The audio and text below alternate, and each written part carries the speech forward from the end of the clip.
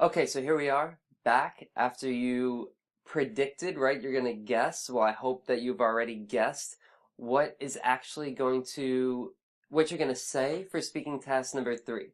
So it's really important that you actually do this, right? That you actually engage in the material with me, that we're doing this together, okay?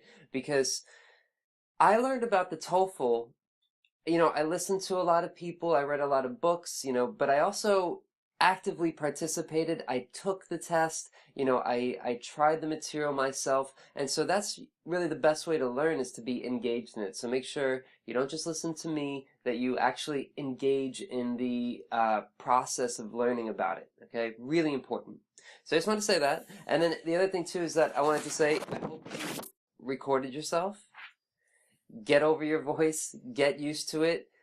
I had to get over looking at my face and hearing my voice. My voice is much higher than I thought, than how it sounds in my mind when I hear myself speaking. It's going to do the same thing for you. Your voice will sound higher. Um, yeah, get used to it. Get used to it. There's no other way. You have to get used to it. To not even just for the TOEFL, but to become a better English speaker in general. You can hear your pronunciation, you can hear what other people say, and then you can also, adjust where you need to adjust. Okay? So make sure you do that. Let's see, what do I want to do? Okay, so let's start actually talking about the task, right? Task number 3. And so this time you have to read something and listen to something, and then you speak, right? So you read and then you listen and then you speak. And so here, for task number 3, the reading is some kind of change. Something happened in on campus. There's something that's going to take place on the college campus, and so something changed. Now, a couple things I want to say about this.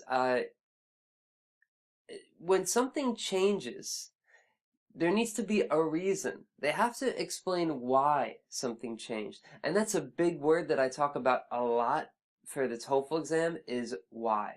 You really want to ask yourself why pretty often. Why are they doing this? Why do I feel this way? And so here for task number 3, you want to say, why are they making this change? They can't just make a change for no reason. At least in America, you have to be able to explain why. There has to be a good reason for it. And for this, there's actually going to be 2 reasons, right? There's going to be 2 reasons that usually in the reading passage, the way it begins is that the title is sometimes helpful. About 50% of the time it's helpful. Sometimes they say the change in the title. For this example, they don't. Let's see. Let me bring the example up here. And so, sorry, let me just scroll through this here. One second. Okay. So for this example, the title is, excuse me, Good News for Movie Fans, right? Doesn't tell you a whole lot about what the change is, right?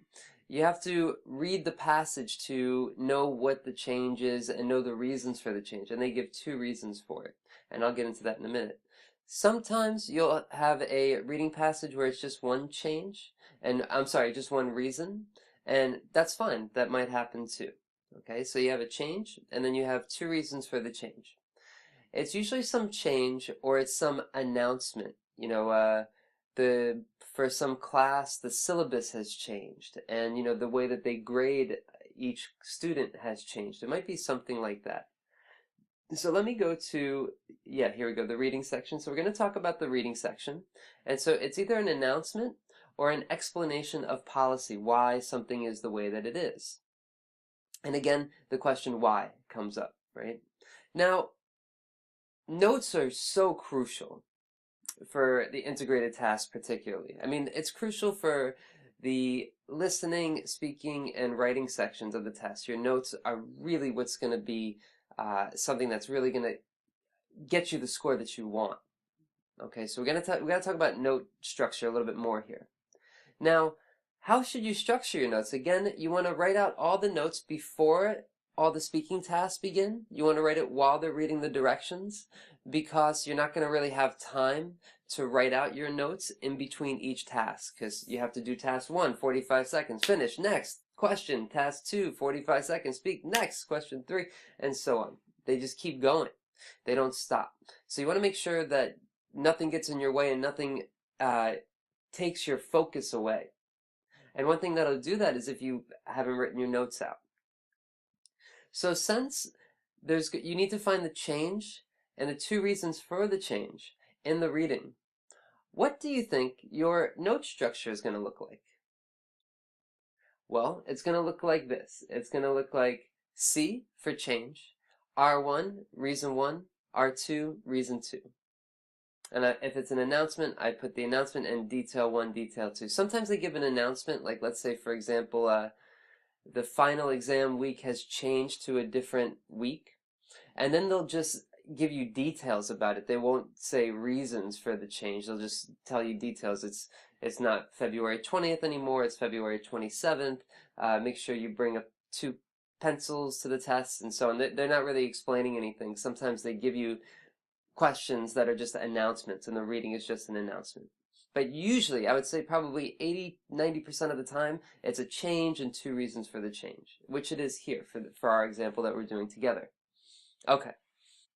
With my notes, let me keep going here. Let me keep going. And so these are my notes after this reading passage. So I wrote, the change was that you had to buy a new sound system. And I wrote the first reason is that if there's more students, you'll have more ticket sales. And then the second reason is, according to a survey, movies were the #1 social activity for the campus. So that's why they invested into buying a new sound system. Now, how did I know the change and the 2 reasons, right? Well, let me give you a couple of hints here. Let me give you some strategies to help you. So here, I actually explain, and this is on top of page 37 in your books, I explain why I wrote down what I wrote down, how I knew what was important and what wasn't important, and I want to talk about that a little bit with you right now. Okay? So, the change. The first sentence says, the Student Association has just purchased a new sound system for Old Lincoln Hall Auditorium. The big word here is new. New. Changes are new, right? Something has changed, something is new. So you want to look for words, and so this is reading, so you're not going to listen, you're going to read. So you want to look for words that have to do with something new. Okay, so besides the words change and new, you also want to also want to try to find other words like begin, start, from now, starting today, starting sometime, whatever it is.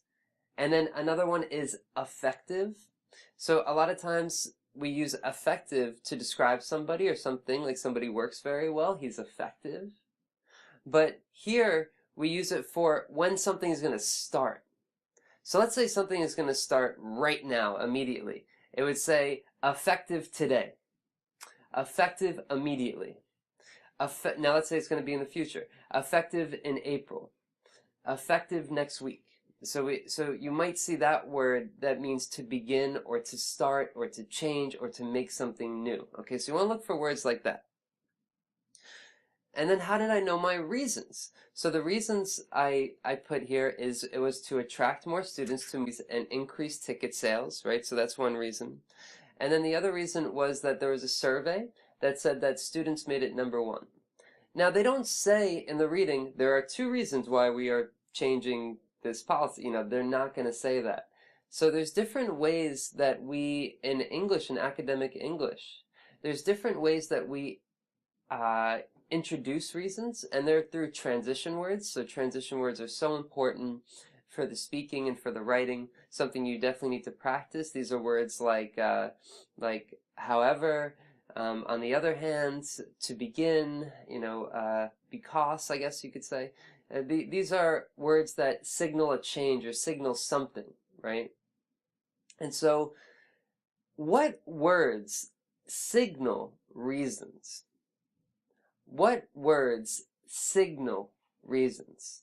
How do you know that I'm about to give a reason for something? Let's go back to the independent test. When I say that I think that the city is a better place to live in the countryside, what word am I going to say right there to make you know that I'm about to give a reason?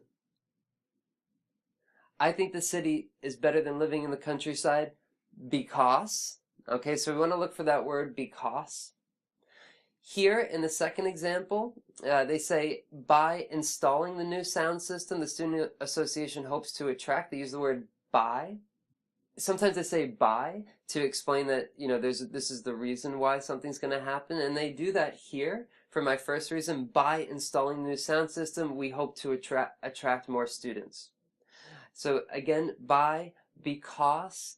What else can we say? We can say in order to. And also sometimes people just say to, they cut out the in order. So to, to is so common that it's hard to, know when it's introducing a reason, but they do that, in order to. You can also say considering. So considering movies is the #1 social activity, we decided to invest in the sound system, right? Due to, and so on. Okay, so due to, considering, because of, by, and in order to, right?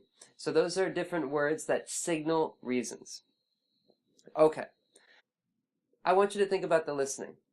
How is the listening connected to the reading? And I want you to think about this. Again, actively think about it before you go on to the next video where I talk about the listening to speaking task number 3.